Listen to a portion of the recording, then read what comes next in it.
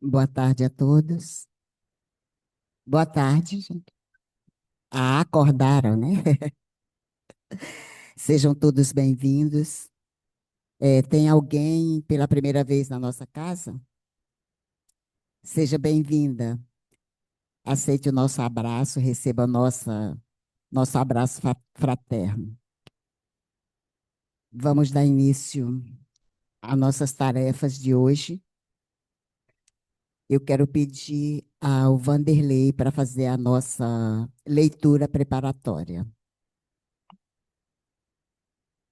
Boa tarde a todos. Esperar e alcançar. E assim, esperando com paciência, alcançou a promessa. Paulo, Hebreus, versículo 6, capítulo 15. A esperança de atingir a paz divina com felicidade inalterável vibra em todas as criaturas. O anseio dos patriarcas da antiguidade é análogo aos dos homens modernos. O lar coroado de bênçãos, o dever bem cumprido, a consciência edificada, o ideal superior convenientemente atendido, o trabalho vitorioso, a colheita feliz. As inspirações da alma são sempre as mesmas em toda a parte. Contudo, esperar significa persistir sem cansaço e alcançar expressa, triunfar definitivamente. Entre o objetivo e a meta, faz-se o imperativo, o esforço constante e inadiável. Esperança não é inação, e paciência traduz obstinação pacífica na obra que nos propomos realizar. Se pretendes materializar os teus propósitos com Cristo, guarda a fórmula da paciência como a única porta aberta para a vitória. Há sofrimento em teus sonhos torturados? Incompreensão de muitos em derredor de teus desejos? A ingratidão e a dor te visitam o espírito? Não chores, perdendo os minutos, nem maldigas a dificuldade. Aguarda as surpresas do tempo, agindo sem precipitação.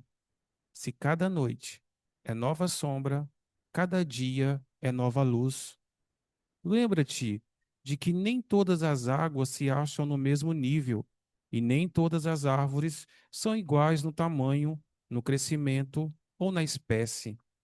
Recorda as palavras do apóstolo dos gentios: esperando com paciência, alcançaremos a promessa. Não te esqueças de que o êxito seguro não é de quem o assalta, mas sim daquele que sabe agir, perseverar e esperar por ele. Do livro Fonte Viva, Chico Xavier, pelo Espírito Emmanuel. Agora vamos fechar os nossos olhos. Faça uma respiração profunda, vai se conectando com a espiritualidade maior, com Jesus, e vamos, nesse momento, pedir a Jesus permissão para mais um trabalho nessa casa de amor. Pedimos, Senhor, a tua permissão para iniciarmos os nossos trabalhos. Pedimos a presença dos mentores espirituais da casa, dos mentores espirituais de cada um que aqui se encontram, que possam nos auxiliar, que possam abrir as nossas mentes para recebermos tudo que viemos buscar nessa tarde. Que as graças de Deus se façam nesta casa mais uma vez. Pedimos também, Senhor, que venha iluminar o nosso palestrante de hoje, que venha nos trazer mais um presente, que possamos acolher esse presente em nossas mentes, em nossos corações e carregar conosco como exemplo. Que assim seja. Agora vamos receber com alegria o nosso irmão Marco Rendiz, que vai nos trazer a palestra de hoje com o título Parábola das 10 Virgens. Seja muito bem-vindo. Com você agora.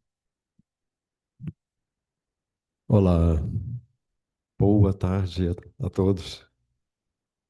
Minha voz saiu um pouco alto, né? É um grande prazer eu estar aqui nessa casa mais uma vez. Um agradecimento especial à direção, à Fátima, pelo convite. Fico muito feliz em poder retornar à FABEM. Hoje nós vamos falar sobre a parábola das 10 virgens.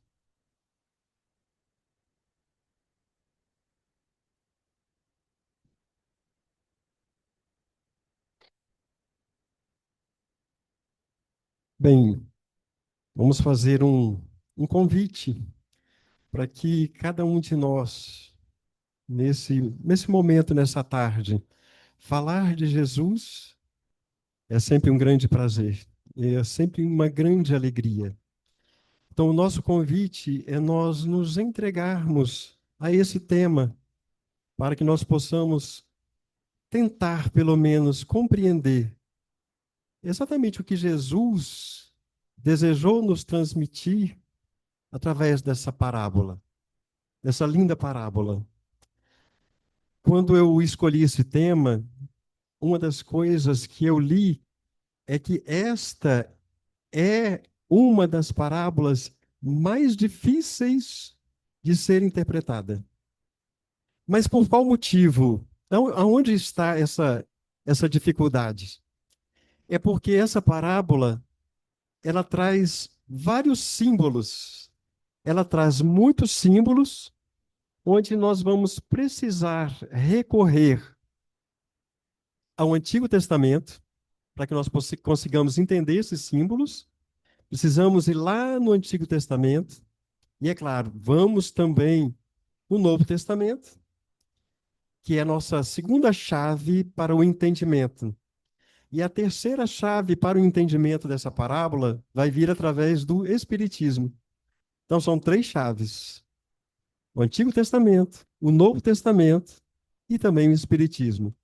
Essa parábola ela pode ser resumida em duas palavras, que inclusive foi citado no texto da leitura, que é preparo e espera. São as duas palavras-chave dessa palestra. Preparo e espera. E exatamente nessa ordem. Esta é a ordem: o preparo e depois a espera. Aí fica a pergunta: mas por que Jesus transmitia a sua doutrina através de parábolas, né? Por qual motivo ele se valia de parábolas?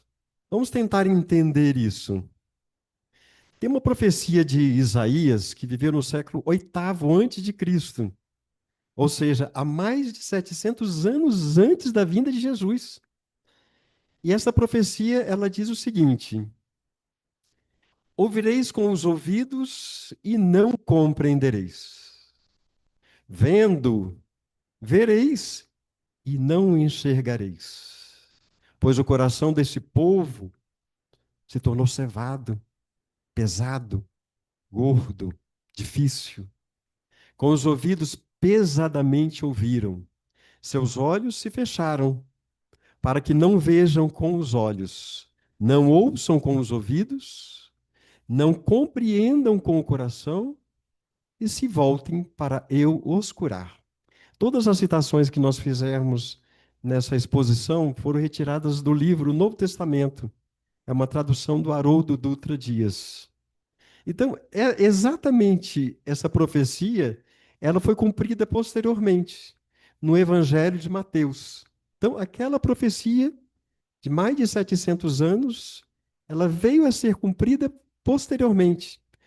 E ela consta numa passagem do Evangelho de Mateus, onde nós temos o seguinte: aproximando-se os discípulos lhe disseram: Jesus, por que lhes falas em parábolas?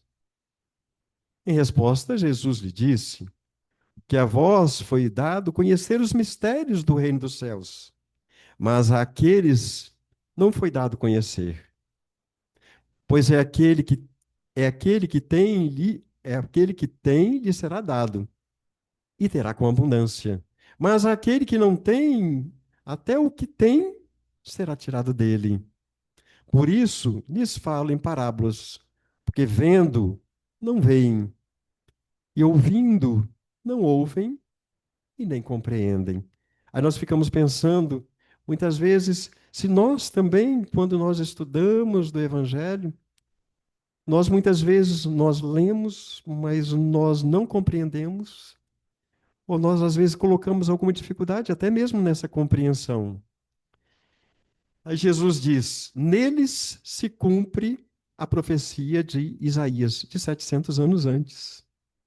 Quando nós vamos lá no livro Consolador, ditado por Emmanuel, psicografado por Chico Xavier, em 1940, foi perguntado o seguinte: foi perguntado a Emmanuel sobre a definição de parábolas, e ele disse o seguinte: as parábolas do Evangelho são como as sementes divinas, que desabrochariam mais tarde em árvores da misericórdia e de sabedoria para a humanidade. Então, a conclusão que nós tiramos é que Deus, ele não cria árvores.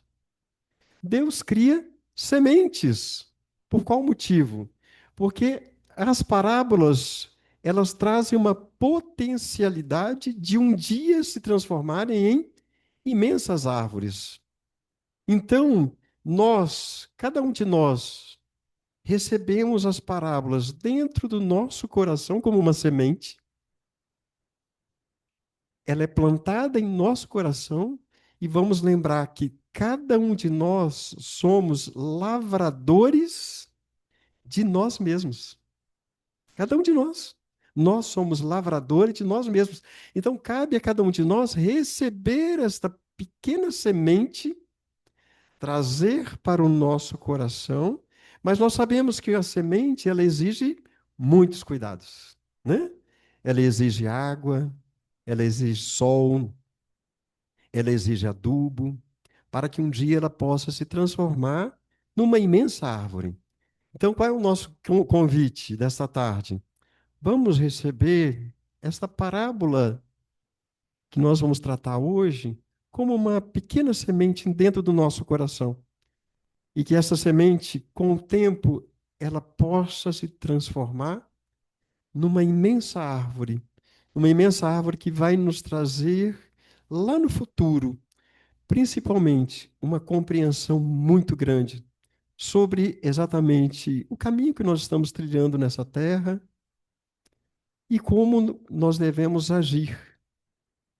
Lá no Evangelho segundo o Espiritismo, quem não conhece o Evangelho segundo o Espiritismo, é um livro que faz parte da codificação de Allan Kardec, traz os ensinos dos espíritos de luz que foram ditados através de médiuns. E lá diz o seguinte, no capítulo 24, item 7, o codificador da doutrina, Allan Kardec, ressalta o seguinte: o Espiritismo vem atualmente lançar a sua luz sobre uma porção de pontos obscuros, mas não o faz inconsideravelmente, ou seja, de modo precipitado. Os espíritos procedem nas suas instruções com admirável prudência. É sucessiva e gradualmente que eles têm abordado as diversas partes já conhecidas da doutrina. E é assim que as demais são reveladas no futuro, à medida que chega o momento de fazê-las sair da obscuridade. Eles dão a cada ideia tempo para amadurecer e propagar-se, antes que apresentem outra ideia. E os acontecimentos o de preparar a aceitação dessa outra ideia. Então, muitas vezes, nós temos o ensino, os ensinos de Jesus, principalmente quando nós falamos aí das parábolas, e aos poucos os espíritos superiores vão nos trazendo informações a partir do momento em que a humanidade ela vai amadurecendo. Com o amadurecimento vão vir mais e mais e mais informações. Mas o que é importante? É importante que, ao receber essas informações, nós buscamos refletir em cada uma delas e, principalmente, trazer aquele ensinamento para a nossa encarnação, para a nossa existência. uma questão assim, toda vez que eu faço uma parábola, toda vez que eu vou tratar de parábola, eu gosto de dar uma olhada qual é o contexto que ela aconteceu. Aqui vocês vão ter uma informação muito importante. Quer dizer, em que contexto essa parábola ela foi transmitida, a parábola das 10 virgens? Isso vai ser fundamental para nós entendermos exatamente o significado dela. Bem, estamos nos últimos capítulos do Evangelho de Mateus. Estamos lá no final, né? No final do livro de Mateus. Aí nós temos, no capítulo 24, o sermão profético, que daqui a pouco nós vamos falar sobre ele. No capítulo 25, ó, logo depois, a parábola das 10 virgens. Então vem o sermão profético, depois a parábola das 10 virgens. Depois temos o julgamento e a crucificação de Jesus. E no último capítulo nós temos a ressurreição de Jesus. Essa é uma informação muito importante. Então nós temos aquele capítulo que trata, o capítulo que trata daquelas informações de profecia sobre o final dos tempos, e logo depois nós temos a parábola das 10 virgens. Então, aqui, nesse momento, quando nós formos falar da parábola das 10 virgens, nós temos que ter a consciência de que nós estamos tratando de uma questão lá dos últimos dias da gloriosa missão de Jesus na Terra. Então, quando essa parábola ela foi transmitida por Jesus, estávamos aí nos últimos dias de sua passagem pela Terra. E Jesus ele precisava nos deixar mais informações ainda para que nós pudéssemos ter informações que pudessem nos ajudar em relação ao futuro. Então, vamos, antes da parábola das 10 virgens, vamos falar sobre o início do sermão profético. Quando nós falamos início, isso significa que a parábola das 10 virgens é uma continuidade. Ela é uma continuidade desse sermão profético. Tendo Jesus saído do templo, estava partindo quando se aproximaram dele os seus discípulos para lhes mostrar as edificações do templo. Em resposta, lhes disse: Não vedes tudo isso? Amém. Vos digo que não será deixado aqui pedra sobre pedra que não seja destruída. Ao assentar-se ao Monte das Oliveiras, aproximando-se dele os discípulos, em particular, dizendo: Dize-nos quando serão essas coisas? E qual o sinal da tua vinda e da consumação da era? Em resposta, Jesus lhes disse: Muitos virão em meu nome dizendo: Eu sou Cristo, e enganarão a muitos. E estarei na iminência de ouvir de guerra e relatos de guerras. Olhai, não vos alarmeis, pois é necessário acontecer essas coisas, mas ainda não é o fim. Quando eu estava estudando sobre isso, eu falei, meu Deus, é tudo tão significativo em relação ao tempo que nós estamos vivendo hoje, né? Pois se levantará nação contra nação, reino contra reino, haverá fomes e terremotos em todos os lugares. Todas essas coisas são somente o começo das dores. Muitos falsos profetas serão levantados e enganarão muitos. E por se multiplicar a iniquidade, a injustiça, a maldade, o amor de muito se esfriará. Essa é uma grande preocupação minha em relação a esta questão. Quer dizer, quando nós olhamos nos tempos atuais em que a Terra está passando, nós temos que buscar manter a nossa fé. E sempre lembrando, Jesus é o governador espiritual da Terra. Isso para mim é algo que me dá uma tranquilidade imensa, ter essa certeza. Jesus é o nosso governador. Numa última palestra aqui eu falei, Jesus é o nosso timoneiro, porque nessa embarcação terra está sobre a direção dele os caminhos que essa grande embarcação irá tomar. Mas aí vem um alerta importante. Quem perseverar até o fim, esse será salvo. Este evangelho do reino será proclamado em toda a terra habitada, para testemunho a todas as nações. E então virá o fim. Aí, é claro, quando a gente vê essa expressão, então virá o fim, sempre fica um pensamento assim: é o fim da terra? Né? Quantas pessoas dizem, esse fim é o fim do mundo. Mas vamos lembrar que nós estamos no sermão profético que tem uma continuação.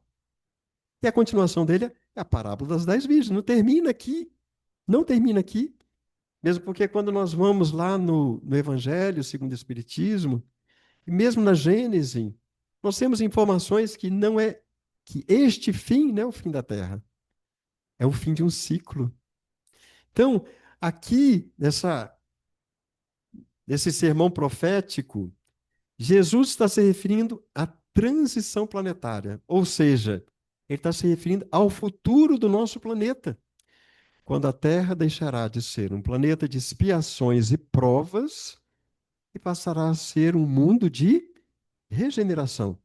Quando Jesus trouxe para nós esse sermão profético, ele logo depois ele deve ter pensado: agora eu vou trazer a parábola das 10 virgens para ratificar ainda mais como esse povo deve agir para se preparar para este momento. Lembra que eu falei no início da palestra? A parábola das 10 virgens, nós podemos utilizar duas palavras para resumir ela, que é preparo e espera. Preparo e espera para quê? Para esse momento. Exatamente esse momento que Jesus chama do fim, mas na verdade nós temos aí o fim de um ciclo e o início de um outro ciclo. Aí vamos à parábola das 10 virgens. Em Mateus, a parábola também faz parte do sermão profético. Então, é uma continuação do sermão profético. Isso é muito importante. Que traz aí essa anunciação do fim, né, do mundo de expiações e provas e o início de uma nova era de renovação da terra. Lá em Mateus 25, 1 a 13, nós temos a parábola e diz o seguinte: Disse Jesus: Então o reino dos céus será semelhante a 10 virgens. Aqui Jesus está fazendo uma comparação. Ele compara o reino dos céus a 10 virgens, que tomando suas próprias lâmpadas, saíram ao encontro do noivo. Vocês vão observar que ao longo da parábola, ela não diz quem é o noivo e não traz nenhuma referência sobre quem é a noiva. Essa parábola ela fica toda direcionada para quem? Para as 10 virgens. 5 dessas virgens eram tolas e 5 eram prudentes. Pois as tolas, ao tomarem suas lâmpadas, não levaram consigo o óleo de oliva. Então, pegaram a lâmpada, mas esqueceram do principal, que era o combustível. As prudentes, porém, levaram o óleo de oliva nas vasilhas, com suas próprias lâmpadas. E tardando o noivo, todas cochilaram e adormeceram. É por quê, né? É por que que elas dormiram? Até para isso tem uma resposta. Mas, à meia-noite, houve um clamor. A meia-noite aqui também não é por acaso. Não é uma informação por acaso. Também tem uma representação. Eis o noivo, saía ao seu encontro. Então, todas aquelas virgens se levantaram, quer dizer, acordaram, né? E prepararam suas próprias lâmpadas. As tolas disseram aos prudentes: Dai-nos do vosso óleo de oliva, porque as nossas lâmpadas se apagam. As prudentes responderam: De modo nenhum. Talvez não seja suficiente para nós e para vós. Ide antes aos que vendem e comprai para vós mesmas. Aí fica aquela ideia na nossa mente assim: nossa, elas foram egoístas, né? Não cedeu óleo para as tolas. Quer dizer, tem um ato de egoísmo aí? Será que é egoísmo? Ao saírem para comprar o óleo, Olha que momento dramático, né? Quando elas saem para comprar o óleo, quem chega? Chega o noivo. E as preparadas entraram com ele nas bodas, na festa de casamento. Qual o problema? Entraram e a porta foi fechada. Posteriormente vieram as virgens remanescentes dizendo: Senhor, Senhor, abre-nos a porta. Em resposta, ele disse: Amém, vos digo que não vos conheço. Pesado, né?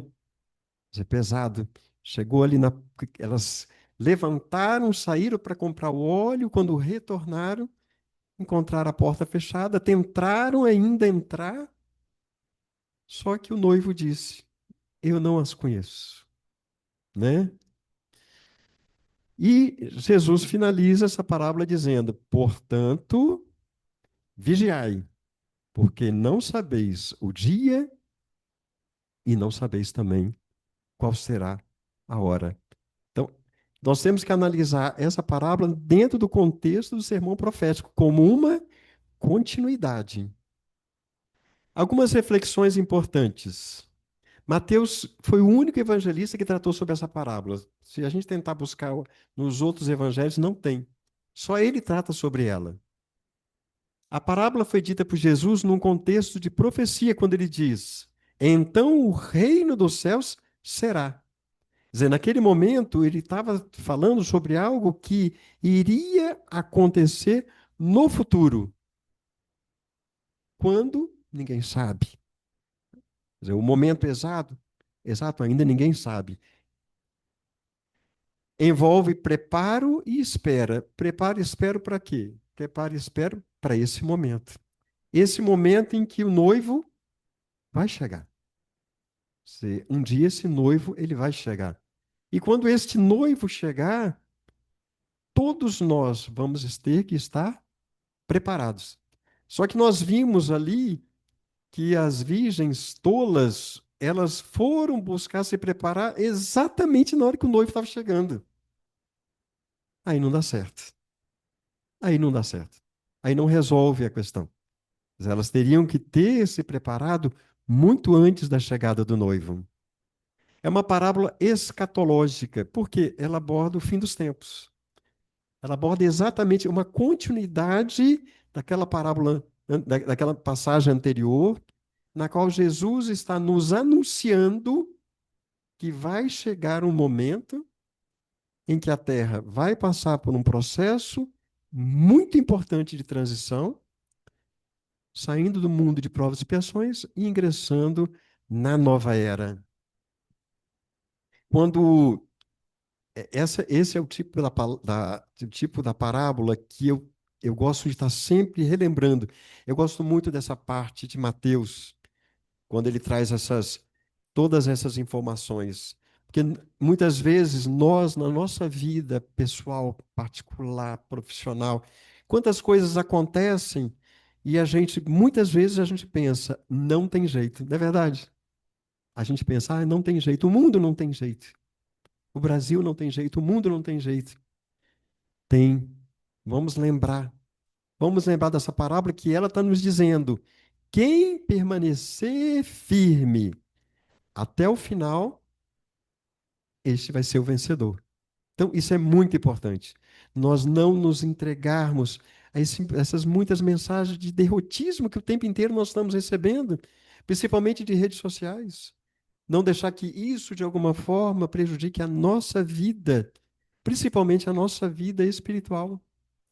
Vamos lembrar que nós temos uma única vida, mas temos várias existências.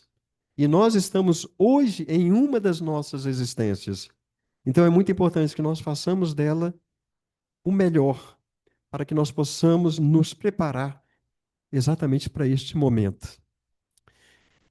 Os símbolos presentes nessa parábola. Vamos ver quais são os símbolos que estão presentes nessa parábola, que vão nos ajudar a abrir completamente nosso entendimento sobre a mensagem que Jesus desejou nos transmitir. Um ponto é o casamento. Então, não tem como nós compararmos o casamento da época dos judeus com o casamento atual. Não tem como.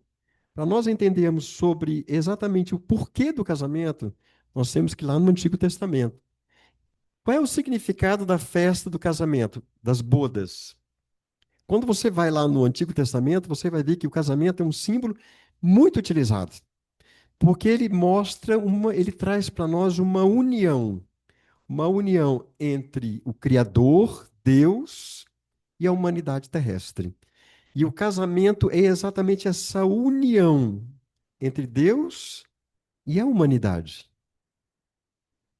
Como se dava o casamento na época de Jesus? Ele tinha três fases. Uma primeira fase era a promessa, onde ali os pais dos noivos sentavam e ajustavam um contrato nupcial. Depois vinha o noivado com uma promessa pública, né, para dar divulgação àquele ato e troca de presentes.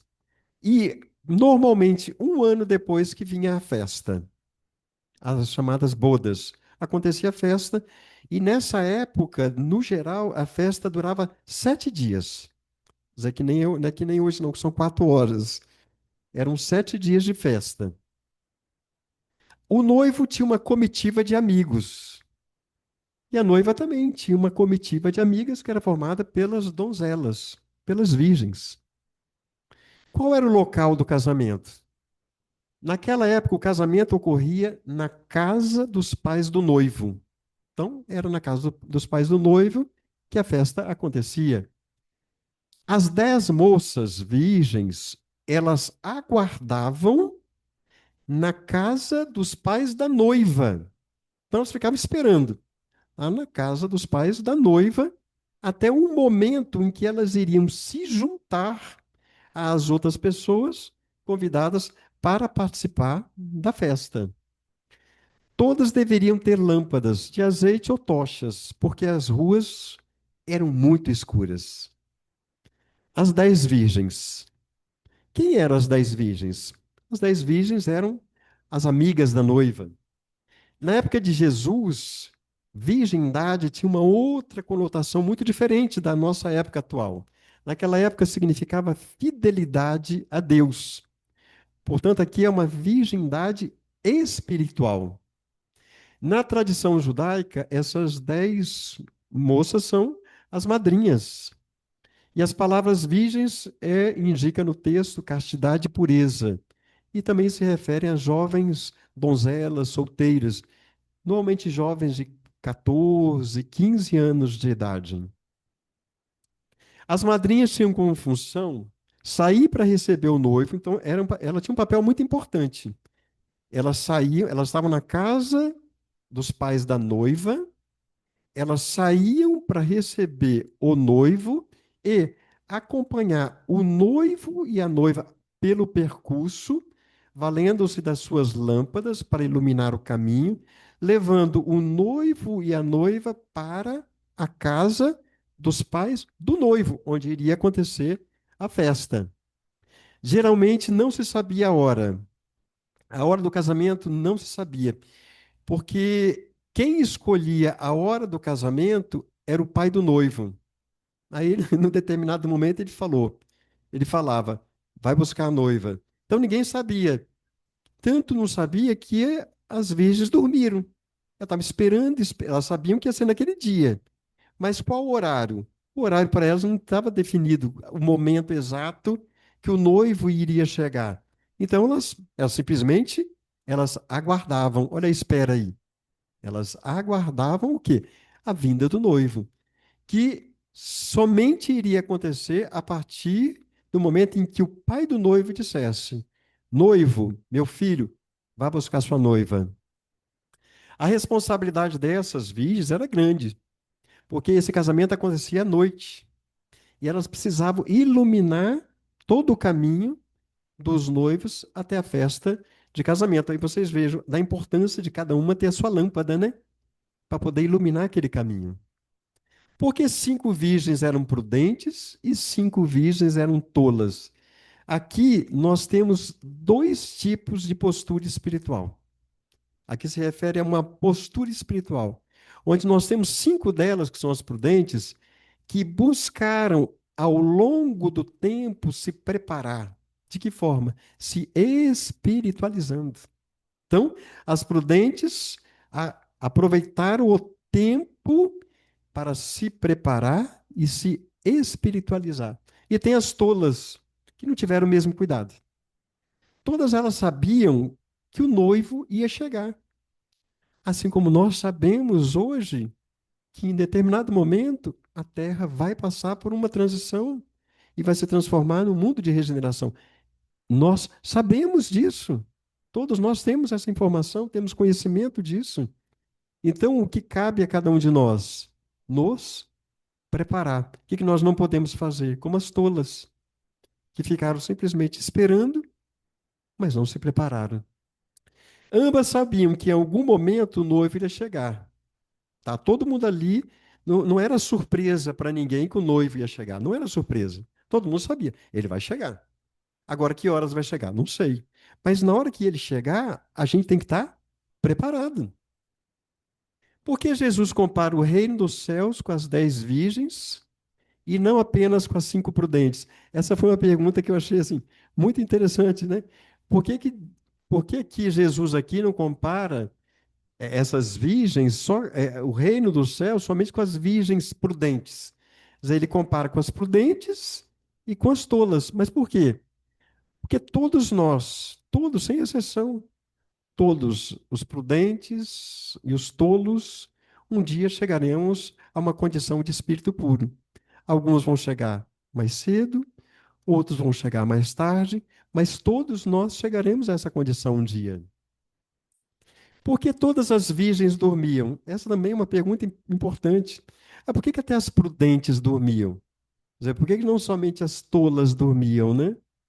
Porque todos nós estamos no caminho da evolução espiritual. E quem de nós, em algum momento, a gente não cochila, né?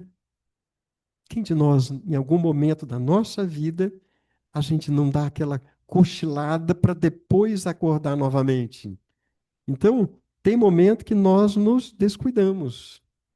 Apesar de sabermos que o noivo vai chegar, nós descuidamos e dormimos. Só que qual é a diferença aqui? As prudentes, elas dormiram, mas na hora certa, elas acordaram e estavam preparadas para receber o noivo. Mas as tolas, elas dormiram, acordaram e viram que não estavam preparadas. O noivo e a noiva. Quem representa o noivo e a noiva nessa parábola?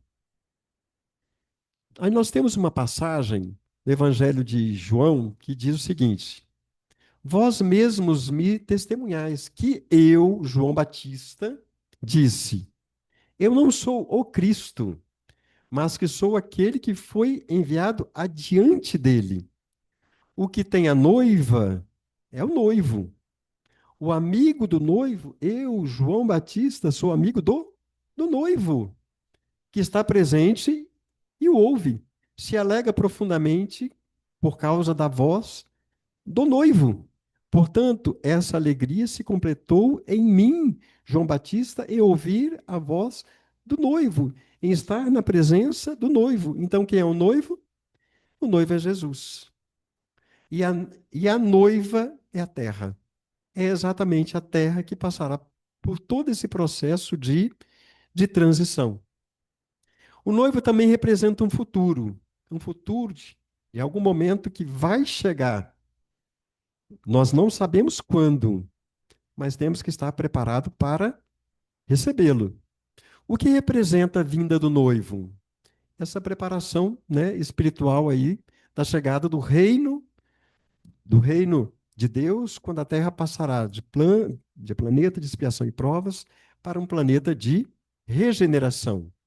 Para tanto, temos que buscar estar preparados desde agora, desde já. Teve um determinado momento que eu disse o seguinte: nós temos uma única vida e temos várias existências. Então, em cada existência, nós temos que buscar nos fortalecer para nós estarmos nos preparando para este momento, que será a vinda do noivo. A preparação exige esforço constante e persistente no bem. Nós sabemos que nem sempre, muitas vezes, ao longo da nossa existência, tem muitos chamados que nos levam a outros caminhos, a caminhos mais fáceis, a caminhos com menos esforços, a caminhos mais aceitos socialmente, mas nós sabemos da importância de nós perseverarmos no nosso esforço e perseverarmos também na prática do bem. Jesus nos deixa a seguinte mensagem: espiritualidade não é algo que se improvisa, não é algo que se compra, como buscaram fazer as virgens tolas. Então, no momento da chegada do noivo, não adianta eu sair correndo para ir no armazém comprar, né, comprar, entre aspas, a minha espiritualização, que não vai funcionar assim. É uma preparação que já deve ser desde já. Porque o noivo foi ao encontro da noiva à meia-noite. Mas o que que representa esta meia-noite? A meia-noite é a hora mais escura, né? Aquela hora mais escura. É onde você tem a maior escuridão. Mas não é uma escuridão plena, porque nós temos as estrelas que nos iluminam também. Mas é um prenúncio de um raiar, de um novo dia. Então, este é o momento.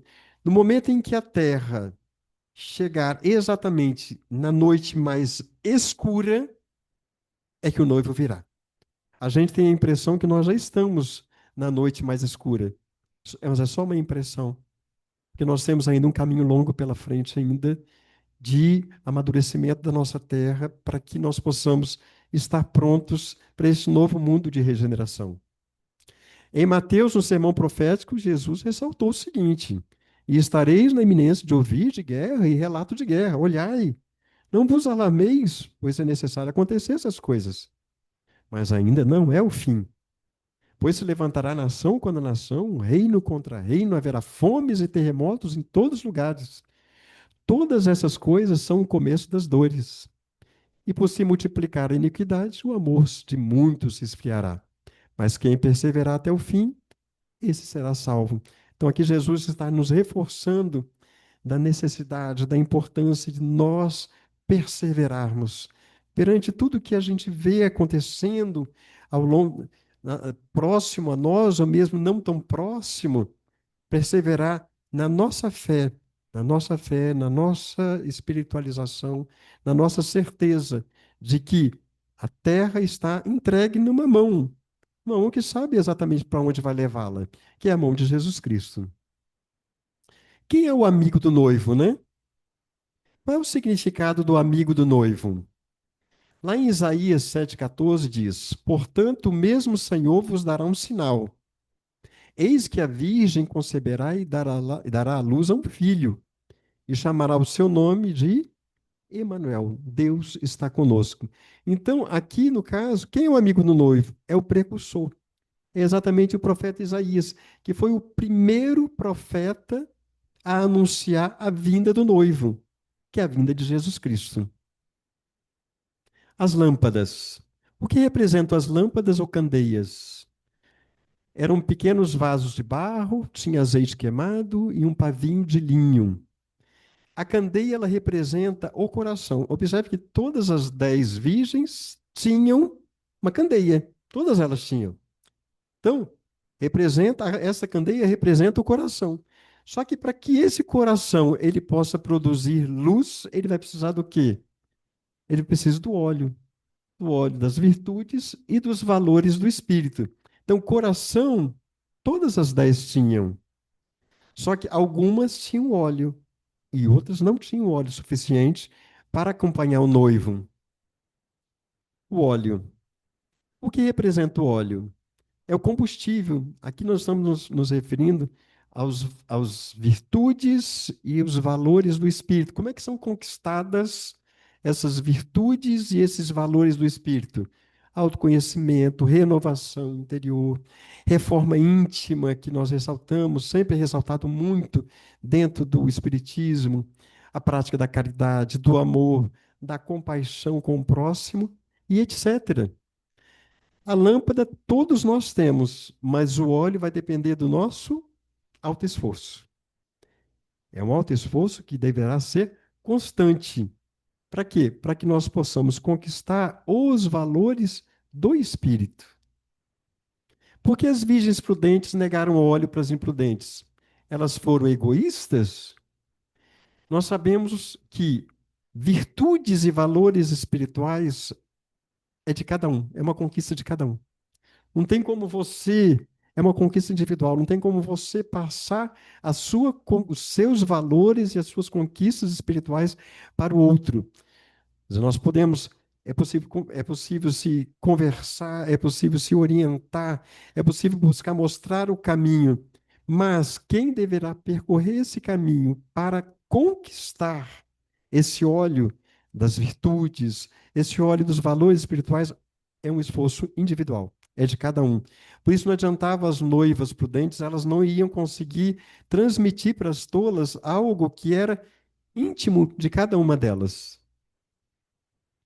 O progresso moral e espiritual é individual, pois ninguém evolui para o outro, mas para si mesmo, com esforço e com persistência.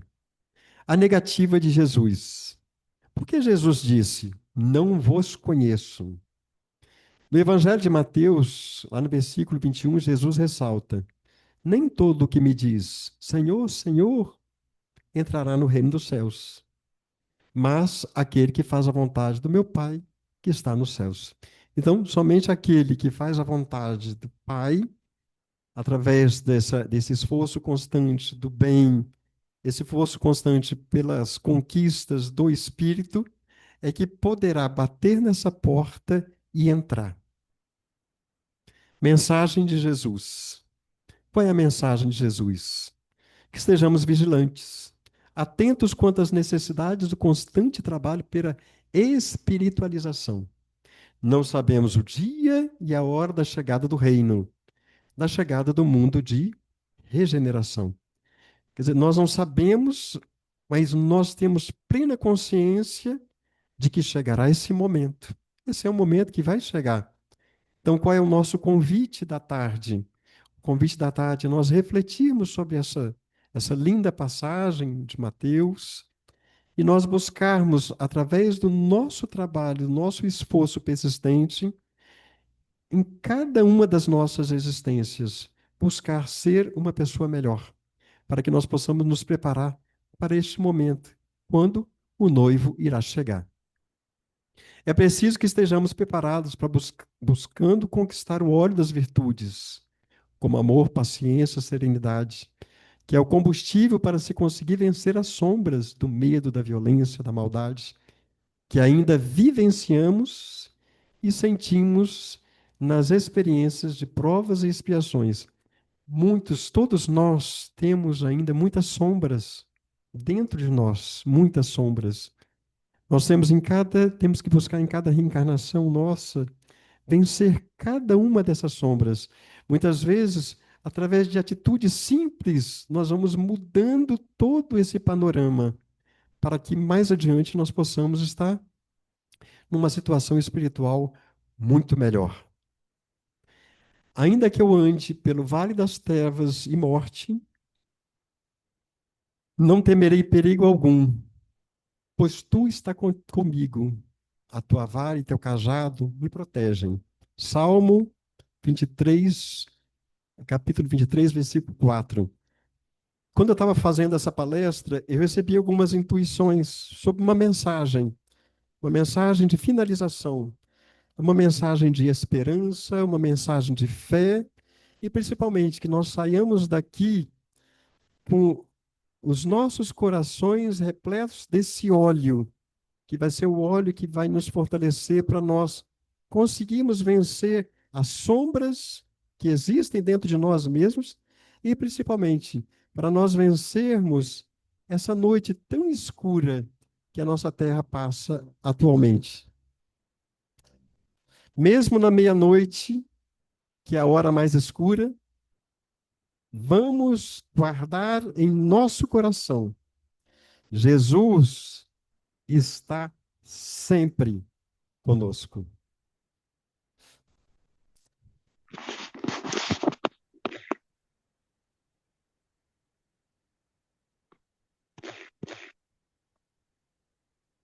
Candeias acesas com o óleo do amor.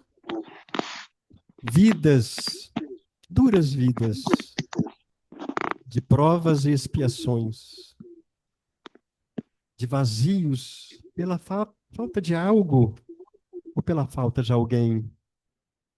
Mas como preencher tão profundos vazios?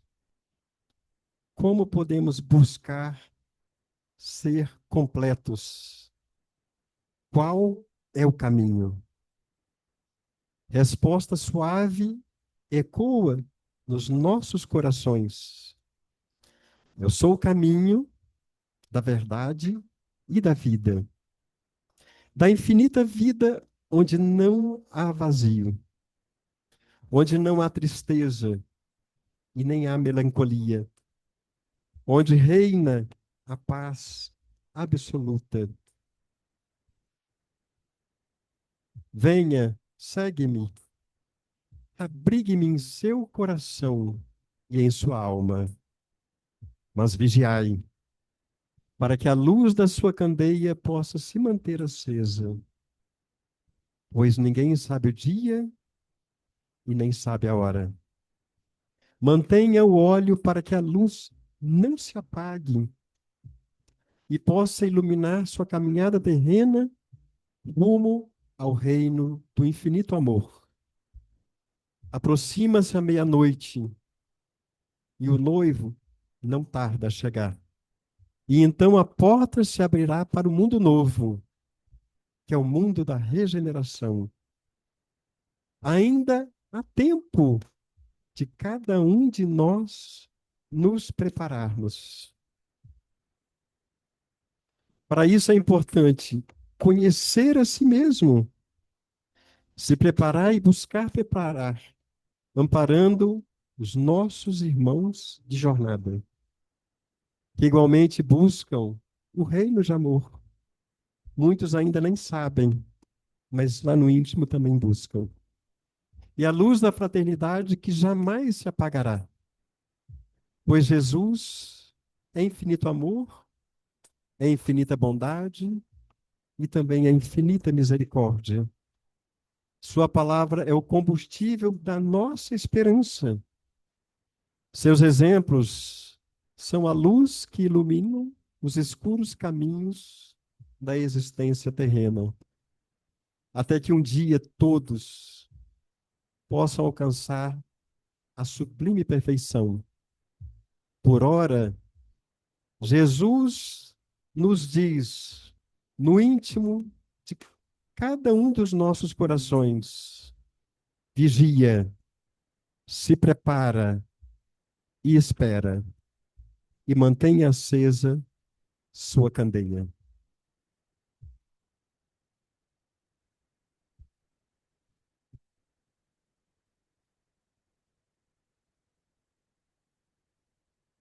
Meu muito obrigado e que a cada novo dia Jesus possa estar mais presente em nossa vida e em nosso coração, iluminando os nossos passos e dando-nos a certeza de que tudo está no caminho certo. Que basta nós confiarmos e fazermos a nossa parte. Maravilhosa. Eu não sei vocês, mas me deixou uma paz tão grande que a gente possa levar essa paz conosco e que possamos refletir o que estamos fazendo para manter a nossa candeia acesa. Que a gente possa reabastecer nossas candeias, procurando nos conhecer melhor, para ver onde a gente está falhando, aonde pode melhorar. E maravilhoso. Vamos refletir e vamos recarregar as nossas candeias. Muito obrigada, Marcos. Maravilha. Nos trouxe muita paz. E só temos a agradecer e pedir que você retorne. Muito bom. Oh, graças a Deus. Mês 10. É, e agora, para finalizar essa parte, eu vou pedir ao Vanderlei para fazer a nossa prece final.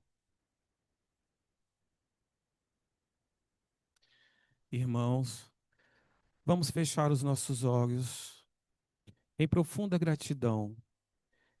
Imaginar o nosso irmão e amigo, o Mestre Jesus, com suas mãos sobre nós, impulsionando a nossa força, alimentando a nossa energia de amor, fonte mais pura do mais perfeito amor, a pairar sobre todos nós. Estamos imersos em energias favoráveis ao nosso desenvolvimento, favoráveis ao nosso aprendizado. Vamos acolher com muita gratidão cada ensinamento que aqui recebemos. Vamos elevar os nossos pensamentos ao mais alto, pedindo que tenhamos no nosso coração a certeza e a fé, a esperança de dias melhores, de que nós estamos em processos de aprendizado constante. Cada segundo da nossa vida é muito importante para que possamos usá-lo a favor do bem, do amor ao próximo, da esperança deste planeta. Vamos envolver os nossos entes queridos nessa vibração de amor e de paz, que possa chegar a cada um, Senhor, essa tua saúde nos hospitais, a tua cura, Senhor, em cada um de nós, em nossa cidade, em nosso estado tão querido, em nosso país e no mundo onde vivemos, radiando a tua luz e a tua força do amor. Possa levar em nações que hoje em guerra ainda discutem, Senhor, mas não percebe que a tua luz os envolve. E a mesma luz que aqui estamos imersos, todo o planeta se envolve, todo o planeta vive e vibra essa vibração, esse amor eterno, pois tu, Senhor, é o Senhor da vida, é o Senhor que protege, que guarda e nos guia, hoje, agora e sempre. Que assim seja.